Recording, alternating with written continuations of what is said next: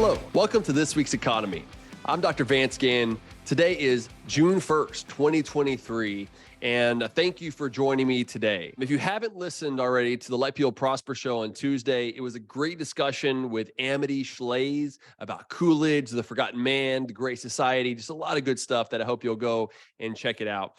This coming Tuesday, the Let People Prosper show is going to be Alex Narasta from the Cato Institute as we take a deep dive into immigration, legal immigration. What all does this mean? What are the costs? What are the benefits? And ultimately how we need some key reforms so that there is an incentive for a fewer number of illegals to be here, at the same time having more open immigration at the end of the day. So these are important topics that we need to continue to discuss, and I hope you'll listen in and provide comments along the way. Remember, you can find me at my Substack at vanceginn.substack.com, my website at vanceginn.com, and Twitter at vanceginn, and all the other places. And these podcasts you can also find on all your major platforms. So please do that and subscribe, leave a 5-star rating, be much appreciated. So there's been a lot of news here recently, and the biggest news here was that the United States House of Representatives passed their deal. The Fiscal Responsibility Act is what they're calling it, for the debt ceiling deal that's raising the debt ceiling. Actually, it's pretty much suspending the debt ceiling until January of 2025, saying that they can increase it by how much ever they want. There's also some limitations on discretionary, non-defense discretionary spending of about a 1% cut. I think it's about $30 billion in cuts from the current fiscal year. There's some in the out years. If you look over a decade, I think there's a couple $100 billion. I've seen as high as $1.2 trillion in savings. There's some work requirements that were added, although they're pretty weak at the end of the day. For some SNAP, is very small changes that were there, but I think that's headed at least in the right directions. There were some good permit reforms for oil and gas exploration, so that's a positive sign. And there was a little bit of cut in the IRS budget. There really wasn't much done to all these green energy tax credits and everything else that was in the Inflation Reduction Act that would just distort market and cost us more on the taxpayer at the end of the day as well. But I think, there's been a lot of talk about the catastrophe that was going to happen with the default on the debt.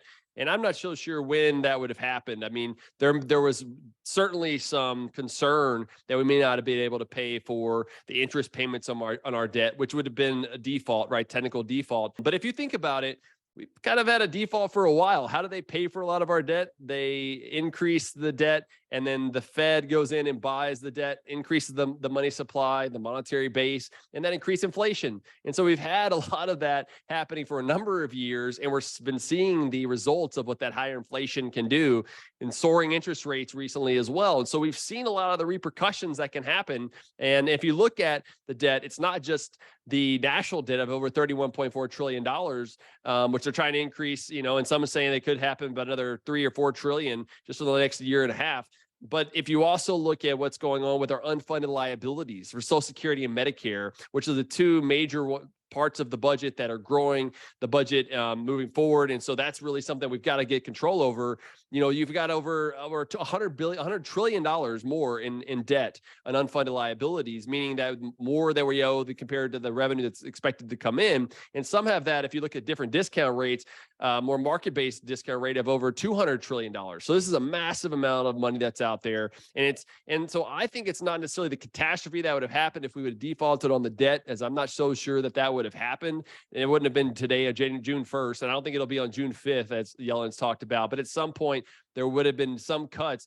But, I don't think that would have been a catastrophe. The catastrophe really is the excessive government spending that's been going on all this green energy nonsense, on the ESG stuff. When you look at the banking sort of regulations that are put in place, you need to let the free market work. And that would allow for us to have more limited government, lower taxes, and more human flourishing at the end of the day, more prosperity. And so whenever I'm looking at this debt deal, I think it was likely that they were going to come to some agreement like this. And if you look at the number of votes, there was actually more Democrats that voted for this than Republicans. And so I know, like my friend, Representative Chip Roy, who was pushing back, and I was right there with him. I think that we should have pushed back more to have even better outcome, because all we're doing is mortgaging the future of America, and the future of America is at stake right now. And that's why I've been so adamant about controlling government spending, really reining in government spending. And there are some of my friends out there that are talking about, that we needed to get a deal done. This is probably the pragmatic approach. And there's some truth to that, no doubt. But we also got to think about the future and making sure that there are some key reforms. Some other friends are saying we don't need to touch Social Security and Medicare. I don't think that's I don't think that is a responsible path forward, because you've got to do something with those, given how much of the budget that it is, and given the longer term fiscal issues and debt that's going to come up because of those two programs.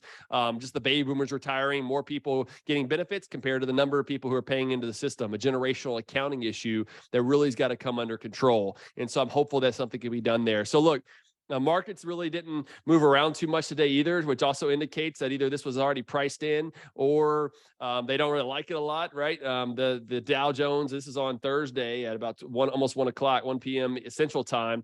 The Dow Jones up about 0.5%. S&P 500 is up 1%. Crude oil is up $2.59, so almost 4% at $71 per barrel. Gold is at 1995, so it's up about 0.5%. And so what you see is the dollar is also depreciating. So other people don't necessarily like this deal, it doesn't seem like, against the yen and against the euro. So I don't think that you're seeing much in the markets, because this is kind of a nothing burger. We're going to continue to have the same sort of situation moving forward. And so I think there's going to have to be more to be done. I'm hopeful that whoever wins the next presidency, and then this general election, primary election for the Republicans, and then the general election for both, we've got to have talk about this debt, the excessive government spending that's going on. It's got to be rolled back for the sake of America, to let people prosper, right? So that's number one. Number two, a lot of stuff's going down in Texas. Y'all might have heard a lot about this. Attorney General Ken Paxton, coming in, and he got impeached by the House. And so now that will go over to the Senate. They'll have more proceedings there to figure out if that happens. I don't want to get all the details of that, but that's been in the news. We've also seen that there is more discussion about property tax relief here. And property taxes are the major burden on Texans across the state. We don't have personal income tax in Texas. There's a franchise tax, which is a gross receipt style tax, which needs to go, but not as many people pay it. I think it's like 166,000 businesses out of the millions that are in Texas. And so there's not as much of a push to do something with it. Property taxes are really the one that most people have concerns about. And at the end of the day, I mean, I should be straight with you. Like, I don't think that Texas or any state should have a property tax. I think it is a bad form of tax. It's a tax on capital, which capital accumulation brings about more growth and opportunity and prosperity. And also, since it's a wealth tax, it's just based on the amount of cash flow, or not even cash flow, but it's based on paper, how much your valuation is, no matter if your income goes up or not. So it's not based on your ability to pay. It's just based on how things look around you and what an appraiser says that your valuation is going to be. And so therefore, you never have the right to own your property. You're always renting from the government. And instead, I say, let's stop renting and start owning. And the way that you do that, there's a couple of ways. You can have a major tax reform where you broaden, in like Texas example, you broaden the sales tax base. You don't even have to raise the rate, and you could eliminate the school district maintenance and operation portion, which is about 42% of total property taxes collected in Texas. And that's one way to do it overnight. And then when you broaden the base, you also give more funding for the sales tax. You give more funding to cities, counties, and special purpose districts, because they're all connected as far as the base goes. But you allow those local entities, to eliminate their property taxes by limiting government spending, which is the number one thing, and using surplus dollars to buy down the rest of their property taxes. If you didn't want to broaden the sales tax base, which I think is the most efficient way of doing it, but there's not a lot of political will to do so. And you should also limit government spending at the state when you broaden the sales tax base. So that way, when you have surpluses, use that surplus to buy the sales tax rate back down. It's all about limiting spending and making sure that you have the best tax system possible. But if that's not possible, right, of the broadening sales tax base, then use 90% of the surplus. Limit government spending to population growth plus inflation, or some amount of that to where you're limiting spending, and using 90% of the surplus to buy down the school M&O property taxes. And I've done that before, doing modeling on that. And if you use historical averages,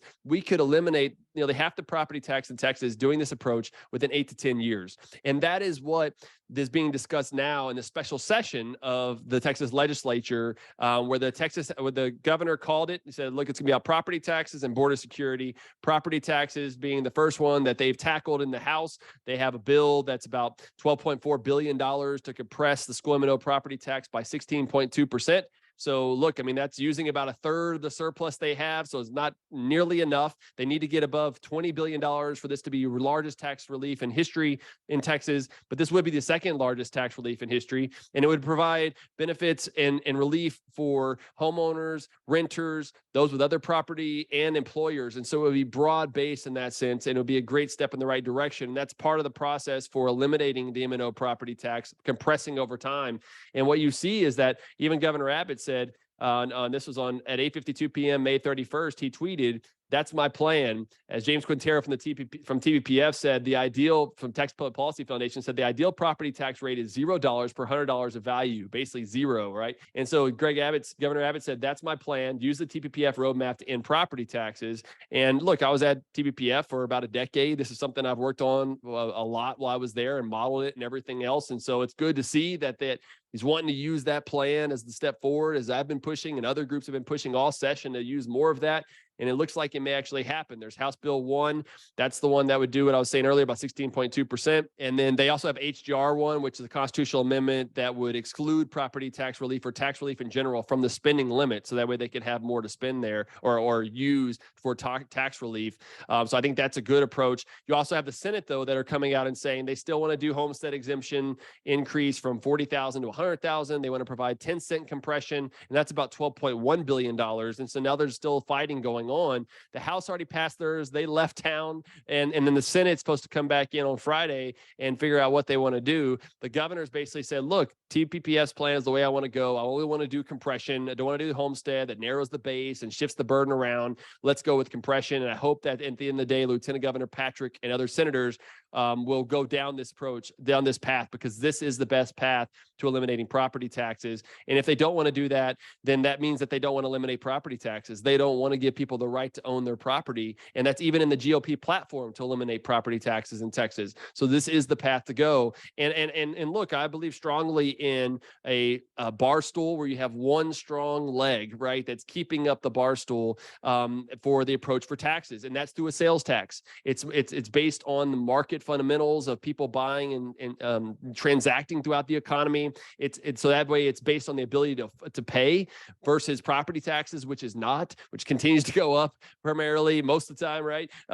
Whether your income goes up or not, your labor income, your income taxes, that's directly taxed to your income. So that's bad tax. Sales tax is the way we need to go. And it's volatile a little bit more, but not a lot more. But it bounces back really quickly too when the economy comes back. And if we had any unforeseen revenue shortfalls, to make sure that these compressions are permanent, that's when you go to the rainy day fund. Well, in Texas, they have a $27 billion rainy day fund amount expected. So there's plenty of money to cover any sort of unforeseen revenue shortfalls. So all of these claims that it can't be done is really just the lack of political will. Let's make sure it gets done, to make sure that you restrain spending, provide tax relief, and you get path to elimination. And that also should include, freezing some of these school M&O property taxes from having to go up, or at least limiting them, and then providing local spending limits as well. So that way they can also reduce and eliminate their property taxes. And man, talk about an economic juggernaut in Texas. That certainly would be the case. And finally, I know there's a lot of discussion about all this right now, but I think this all goes into why it's so important for sound